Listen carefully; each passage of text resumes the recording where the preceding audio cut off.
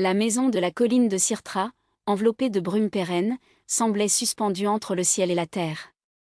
Les murs de carreaux fanés maintenaient des siècles de secrets, et le vent de l'Atlantique chuchotait entre les pins, comme les vivants ont prévenu, ici, même les pierres ont de la mémoire.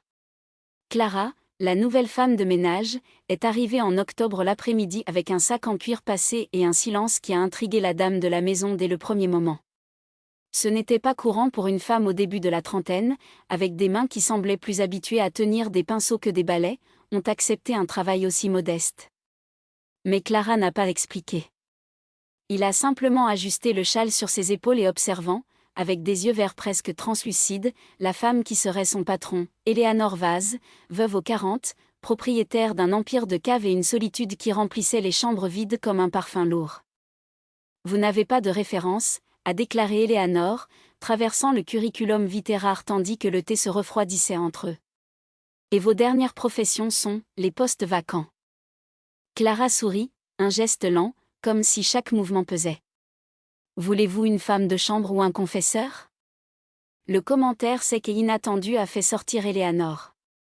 Il y avait quelque chose dans ses lèvres minces, dans la façon dont Clara a croisé les mains sur ses genoux, un confinement qui n'était pas soumis, mais le contraire, le calme de ceux qui avaient tout décidé avant même d'entrer dans cette pièce. Une femme de ménage qui ne sait pas comment garder des secrets est inutile, regarde Eleanor, mais son ton a perdu son aspect initial. Vous commencez demain. L'arrière-salle est à vous. Clara pencha la tête, acceptant. Ce n'est qu'alors que vous avez remarqué le portrait sur la cheminée, un homme de visage angulaire, des yeux sombres comme celui d'Eleanor. Le mari mort supposé. La femme qui l'avait embauché a suivi son regard, et pendant un moment, l'air entre eux était dense, chargé de quelque chose qui n'était ni l'hostilité ni la curiosité, était la reconnaissance. Il était parti il y a 3 ans, a déclaré Eleanor, comme s'il lisait ses pensées. Et cette maison est pleine de fantômes qui ne sont pas les siens. Clara n'a pas demandé ce qu'elle voulait dire. Je n'en avais pas besoin. Les premiers jours ont été des silences ponctués par des ordres secs. Clara a appris rapidement comment polir l'argent sans quitter les marques, quelle est l'heure exacte où Eleanor a pris son petit déjeuner, toujours à 7 ans, avec une tranche de pain centeno et de miel de châtaignier, comme éviter les pièces que le patron verrouille la clé. Mais il y avait quelque chose qui n'était pas dans les manuels de l'étiquette des ménages, la façon dont les yeux d'Eleanor l'ont suivi lorsque Clara a traversé les couloirs, ou comment, une nuit, il l'a trouvée dans le jardin d'hiver, inamovible devant une orchidée noire qui a fleuri après des années. Vous avez la main aux plantes, murmura Eleanor, si près que Clara sentit la chaleur de son corps à travers la robe de coton. Oui, ils sont désolés pour moi, répondit Clara sans se retourner. Les choses grandissent quand il n'y a rien de plus à perdre. Eleanor ne l'a pas touché. Mais pour la première fois depuis des années, il souhaitait le faire. L'hiver est arrivé avec des tempêtes qui ont secoué les fenêtres, et avec elles, l'excuse parfaite pour que les 2 femmes soient confinées les unes aux autres. Une nuit, tandis que le vent hurlait à l'extérieur, Clara a trouvé Eleanor dans la bibliothèque, enveloppée dans un châle d'Ea, avec un livre de poésie ouvert sur ses genoux. Ce n'était pas un volume, c'était une édition rare de Fado, de Sophia de Mélobréné, avec des annotations sur la marge en paroles tremblantes. « Vous lisez la poésie » a déclaré Clara, s'arrêtant à la porte. « Tu es espion » retourna-t-il Eleanor, mais pas de rancune. Seuls ceux qui ont quelque chose à cacher des louks. Eleanor a fermé le livre avec un snap. « Que voulez-vous, Clara ?» La question ne concernait pas les thés ou les feuilles propres. Les 2 le savaient. Clara s'approcha lentement jusqu'à ce que ses genoux broussent le canapé en velours. Puis il a tendu la main et a touché ses doigts la couverture du livre. « Je veux savoir pourquoi une femme comme vous vivez comme si vous étiez déjà mort. » Le silence qui a suivi était si épais que Clara peut presque l'entendre se fissurer. Eleanor prit une profonde inspiration, ses doigts serrant le tissu châle. « Parce que c'est plus facile » a-t-il admis finalement. Que faire face à ce qui reste? Clara n'est pas retournée. Au lieu de cela, il a pris le livre des mains d'Eleanor et l'a ouvert sur une page marquée. C'était un poème sur la mer, ce qui est perdu et ce qui reste. Quand elle a commencé à lire à voix basse, sa voix était rude mais ferme, comme si chaque mot était une encre. Eleanor n'a pas pleuré. Mais cela. Clara a pris faim, elle a tenu son poignet avec une force blessée. Restez, a-t-il demandé. Pas comme une femme de chambre. Pas en tant qu'invitée. Restez parce que je ne peux plus prendre cette solitude. Et Clara est restée. Les jours qui ont suivi étaient une danse de looks et de touches accidentelles, des rires bouchés dans la cuisine tout en préparant le dîner ensemble, de nuit lorsque Clara a lu à haute voix et Eleanor écoutait, allongée sur le canapé, la tête reposant sur les genoux de l'autre. La maison, avant un mausolée, a commencé à respirer. Les employés ont remarqué le changement, le patron a souri, la femme de ménage n'était plus une ombre, mais une présence. Même le jardinier, un homme de quelques mots, a commenté avec le cuisinier que les roses s'épanouissaient de la saison. Mais Cirtra, avec leur légende et leur vent, n'était pas un endroit pour un bonheur tranquille. Un jour, tandis que Clara nettoyait le bureau d'Eleanor, elle a trouvé une lettre cachée dans un tiroir verrouillé. Il a été adressé à un avocat de Lisbonne, et a parlé de « volonté », héritier légitime, dans une nièce qu'Eleanor n'avait jamais mentionnée. Pire, il y a eu une date très récente. Clara sentit le sol disparaître sous ses pieds. Cette nuit-là, alors qu'Eleanor dormait, elle a cherché sa nièce sur l'ordinateur de la bibliothèque. Il a constaté que la jeune femme, une étudiante en art nommée Inès, vivait à Paris et n'avait aucune idée de l'existence de sa tante. Il a également constaté que, selon les dossiers, Eleanor était malade. Ce n'était pas une grippe, ce n'était pas fatigué. C'était quelque chose qui s'érode à l'intérieur, lentement, jusqu'à ce que seule la poussière se résume. Clara a passé l'aube en cour, en regardant par la fenêtre la mer lointaine, illuminée par la lune. Quand Eleanor s'est réveillée, il l'a trouvée sur le porche, enveloppée dans une couverture avec des yeux rouges. « Vous savez, dit Eleanor, sans demander. Pourquoi tu ne m'as pas dit ? Parce que vous m'auriez regardé comme tout le monde, avec pitié. Et je ne veux pas de miséricorde. Je veux. Sa voix a échoué. Je veux que tu me rappelles que je suis toujours en vie. Clara l'a tiré vers elle-même avec une urgence qui n'était pas seulement le désir, mais aussi la peur. Il l'embrassa comme s'il pouvait, avec ce geste, voler la maladie de son corps, comme si l'amour était un antidote. Puis vivant, murmura-t-il contre ses lèvres. Et laissez-moi vivre avec vous. Eleanor rit, un son rauque et presque oublié. Même si je n'ai pas beaucoup de temps ? Même si nous n'en avons qu'aujourd'hui. C'était suffisant. Le lendemain matin, Eleanor a écrit une nouvelle lettre. Pas à l'avocat, mais à Inès. Il l'a invitée à venir à Cirtra, à connaître la maison, les caves, l'héritage qui serait autrefois le vôtre. Et quand la jeune femme est arrivée 2 semaines plus tard, elle n'a pas trouvé une tante mourante, mais une femme aux yeux brillants, à côté d'une femme de ménage qui la regardait comme si elle était le soleil. « Tu es Clara, dit Inès, serrant sa main avec un sourire. Maman a toujours dit que tante Eleanor avait besoin d'un ange. Je pense qu'elle avait raison. » Clara sourit, mais son look a cherché Eleanor, qui a regardé les 2 fenêtres, avec un verre de vin à la main. « Angèle, non, murmura Eleanor, juste pour qu'elle entende. Mais sûrement un miracle. » Et quand la nuit est tombée, tandis que Inès dormait dans la chambre d'amis, Clara et Eleanor ont dansé dans le salon, au son d'un vieux fado, avec les fenêtres ouvertes sur la mer. Il n'y avait pas de secret entre eux. Seul l'avenir, incertain et beau, comme toutes les choses qui en valent la peine. La chanson s'est terminée, mais ils sont restés embrassés, les corps collés comme s'ils craignaient que toute distance les ait fait disparaître. Le vent de mer est entré dans la fenêtre, apportant l'odeur de sel et d'algues, mélangée au parfum d'Eleanor, quelque chose d'agrumes, avec une touche de vanille. Clara ferma les yeux et prit une profonde inspiration, sentant que son cœur battait si fort qu'elle était sûre qu'Eleanor pouvait l'entendre. « Pensez-vous qu'elle soupçonne ?» demanda Clara doucement, ses lèvres brossant le cou d'Eleanor. Eleanor rit, un son bas et rauque, et ne s'éloigna que suffisamment pour lui faire face. « Inès ?» Elle secoua la tête. « Ma nièce est beaucoup de choses, moins naïve. Mais elle est bonne. Et s'il est soupçonné de quelque chose, cela ne nous jugera pas. Vous voudrez seulement que nous soyons heureux. » Clara se mordit la lèvre, peu sûre. Ce n'était pas seulement Inès qui l'inquiète. C'était le monde extérieur, les gens du village, les yeux que je ressentais déjà quand il était arrivé, portant des sacs et une expression qui devrait trop déborder d'espoir pour une femme de femme simple. Et les autres ? A-t-elle insisté. Que allez-vous dire quand vous le découvrirez ? Éléanore passait ses doigts dans les cheveux de Clara, émiettant le mauvais petit pain qu'elle avait essayé de réparer avant. Du dîner. Que découvrez-vous ?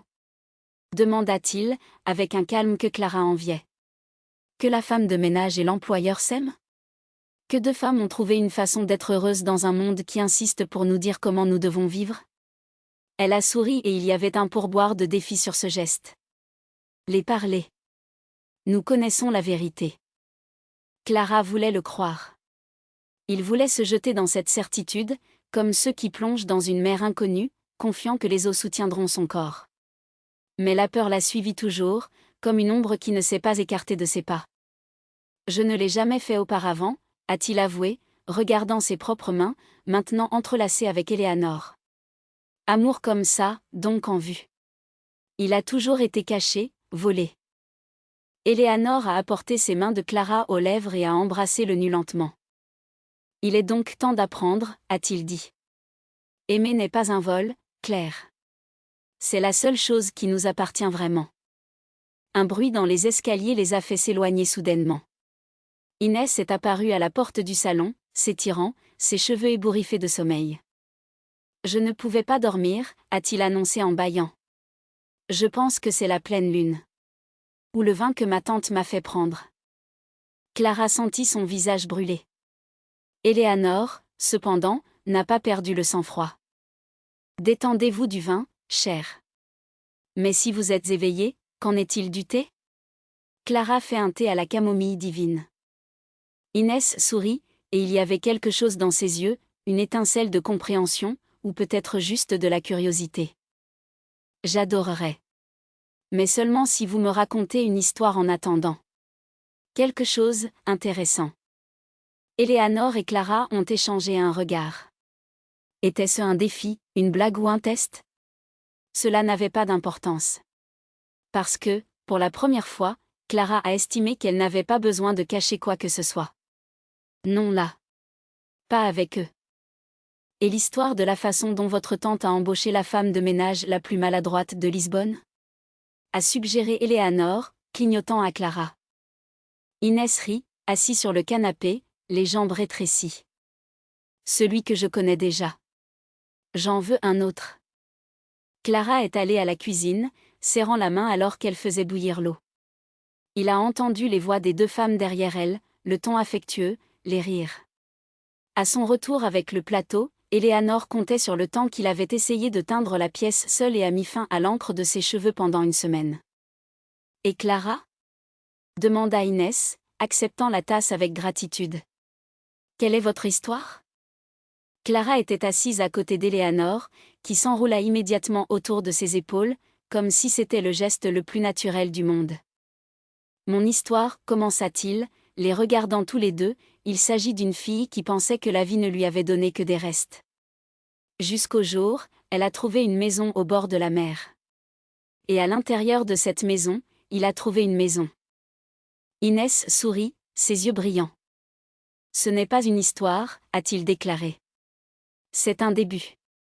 Et c'était. Parce qu'à partir de là, rien ne ressemblerait auparavant. Les matins seraient du pain chaud et des baisers volés dans la cuisine. Les après-midi, des livres lus à haute voix dans le jardin, avec Inès posant des questions que ni l'un ni l'autre ne savait comment répondre. Les nuits, les fados courts, les danses et les promesses murmuraient contre la peau. Jusqu'à un matin, Clara s'est réveillée avec l'odeur du café et quelque chose de plus, un nouveau parfum floral, qui n'appartenait ni à Éléanore ni à elle. Il s'assit sur le lit, confus et vit à travers la porte enthousiaste une silhouette inconnue dans la pièce. C'était une grande femme avec une robe et des cheveux impeccables coincés dans un chignon sévère. À côté de lui, Éléanore avait l'air tendue, ses doigts serrant la tasse trop fort. Clara, appela Éléanore, la voix un peu tremblante. Voici Madame Costa. Mon avocat. Le mot s'est arrêté dans l'air comme une menace. Clara a mis une robe précipitée, ses doigts ont gêné dans les nœuds. Quand elle est entrée dans la pièce, la femme la regarda avec un regard qui semblait mesurer chaque centimètre d'elle, chaque souffle.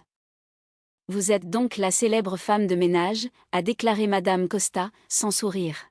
« Celui qui a tout changé. » Clara sentit le sol trembler. Parce que ça avait changé, oui. Et il n'y avait aucun moyen de revenir en arrière. Clara croisa les bras sur sa poitrine, comme si cela pouvait la protéger de ce regard. Madame Costa avait les yeux gris, froids comme la pierre d'une tombe, et la façon dont elle avait prononcé « célèbre femme de ménage » ressemblait à un verdict. Pas une accusation, pas un compliment, après la prise de conscience que quelque chose n'était pas à sa place, et c'était elle. « Je ne sais pas ce que tu veux dire par « tout changer », répondit Clara, la voix plus ferme qu'elle ne s'y attendait. « Je fais juste mon travail. » Éléanore baissa les yeux sur la tasse. « Ara, le thé froid pendant longtemps. » Ses doigts, une fois blanchis serrés, secouent maintenant légèrement. Clara s'est rendue compte qu'elle n'interviendrait pas. Pas cette fois. « Votre travail, » répéta Madame Costa, comme si le mot était ridicule. Un travail qui, selon les dossiers, comprend des nuits de passe dans la salle de votre patron. Clara sentit son visage brûler. Ce n'était pas de la honte, c'était de la colère. La colère d'elle-même pour ne pas prédire cela, parce qu'elle était si naïve qu'elle pensait que ces murs épais se cachaient plus que des secrets. Madame Éléanore ne va pas bien en santé, a-t-il menti, car c'était plus facile que d'expliquer la vérité. Parfois, vous avez besoin d'aide la nuit. L'avocat Harry, un courson sans joie. Oh oui. La santé fragile de mademoiselle Éléanore. Pratique. Elle a ouvert la patte de cuir qu'elle portait, en retirant une enveloppe. Mais sa santé ne semble pas être un problème lorsqu'il s'agit de signer des documents. Ou pour aller à certains endroits, avec certaines entreprises. Clara n'avait pas besoin de voir le contenu de l'enveloppe pour savoir de quoi il s'agissait. Les nuits du théâtre, les dîners discrets dans les restaurants où personne ne posait de questions, les billets ont échangé comme s'il s'agissait de messages innocents d'un patron pour leur femme de chambre. Tout était là, gardé comme preuve de quelque chose qui, pour le monde, était un crime. « Que veux-tu » demanda Clara directement parce qu'il n'y avait plus de place pour les rodéos. Madame Costa a fermé le dossier avec un snap. « Ce que je veux, ce n'est pas pertinent. Ce qui compte, c'est ce que veut la famille d'Éléanore. Et ils ne veulent pas de scandale. » Elle regarda Éléanore, qui leva finalement la tête, les yeux humides. Mais ils ne veulent pas que cela continue. Clara sentit son cœur battre si fort qu'elle a blessé. Ce n'était pas juste. Rien de tout cela n'était juste. Éléanore n'était pas seulement son patron, c'était la femme qui la faisait rire quand elle pensait avoir oublié qui la regardait comme si elle était quelque chose de précieux, pas seulement une autre ombre dans les couloirs de cette maison. « Alors, que propose-t-il » demanda Clara, sa voix rauque. « L'argent, » a déclaré l'avocat, comme s'il était évident. « Une quantité généreuse pour vous, disparaît. Un nouveau départ dans une autre ville. Ou pays, si vous préférez. » Clara rit, amère. « Pensez-vous que je vais vendre ce que j'ai avec elle ?» Ce n'est pas une vente, a déclaré Madame Costa, impassible. C'est une solution. À tout le monde. Éléanore s'est finalement levée, la tasse tombant sur le tapis sans personne ne se soucie. Clara, dit-elle, et sa voix était brisée. Ce n'est pas si simple. Bien sûr, ce n'est pas le cas, dit Clara, se tournant pour lui faire face. Parce que si c'était le cas, vous m'auriez défendu maintenant. Tu aurais dit que tu ne me laisserais pas partir. Les yeux d'Éléanore se remplissaient de larmes, mais elle ne l'a pas nié. Je ne peux pas, murmura-t-il. Tu sais que je ne peux pas. Et c'est tout, plus que tout ce que l'avocat avait dit, qui est parti en deux. Parce qu'elle savait. Il savait qu'Éléanore avait peur de la famille, de la société, de perdre tout ce qui avait été en sécurité. Mais pour la première fois, Clara s'est demandé si, au fond d'Éléanore n'avait pas peur de gagner non plus. Pour avoir quelque chose de réel, quelque chose qui valait la peine de se battre, même si cela signifiait tout brûler jusqu'à ce qu'il devienne des cendres. Madame Costa a pris le silence pour se lever. Pensez à ce que j'ai dit. L'offre est valable jusqu'à demain soir. Après cela, Elle n'a pas terminé la phrase, mais elle n'en avait pas besoin. Bonjour, mesdames. Lorsque la porte s'est fermée derrière elle, Clara sentit ses jambes échouer. Il s'assit dans le fauteuil le plus proche, ses mains tremblant. Éléanore n'a pas bougé. Il se tenait là, debout comme une statue de quelque chose qui avait déjà été vivant. Vous accepterez, a déclaré Clara, plus pour elle-même qu'à Éléanore. Tu me laisseras partir. Éléanore ferma les yeux et une larme épuisée. Ce n'est pas si simple, répéta-t-il, comme si ces mots pouvaient réparer quelque chose. Rien n'est jamais, murmura Clara. Mais certaines choses valent la peine d'être compliquées. Elle se leva, passa Éléanore sans la toucher, car si elle le faisait, elle n'aurait aucune force pour sortir de là.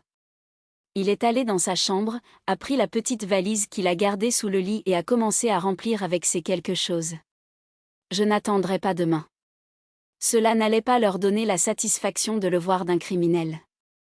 Quand il a fini, il a regardé par la fenêtre. Le jardin en dessous était vide, les roses qu'Éléanore aimait tellement se flétrir maintenant par le froid. Clara s'est demandé si elle irait vers eux après qu'elle l'était. Si. J'allais me rappeler comment Clara avait l'habitude de couper ceux qui mouraient pour que les autres puissent s'épanouir. Éléanore est apparue à la porte, toujours avec des yeux rouges. Où vas-tu ? Clara a fermé la valise en un clic. Partout, ce n'est pas là. Et si je vous demande de rester ? Clara a tourné lentement, car cette question faisait plus mal que tout ce que l'avocat avait dit. Vous ne demandez pas, a-t-il dit. Pas vraiment. Éléanore n'a pas nié. Ce n'était que là, immobile, comme si leurs propres mots l'avaient transformée en pierre. Clara l'a traversée pour la dernière fois, mais cette fois, elle s'est arrêtée à la porte. Il a regardé la femme qui avait été son soleil et sa tempête, et a dit. Un jour, vous le regretterez que ce n'était pas courageux aujourd'hui. Et puis il est parti, sans regarder en arrière. Parce que certaines choses, lorsqu'elles se cassent, ne peuvent pas être fixées. Et certaines personnes, quand elles partent, ne reviennent jamais.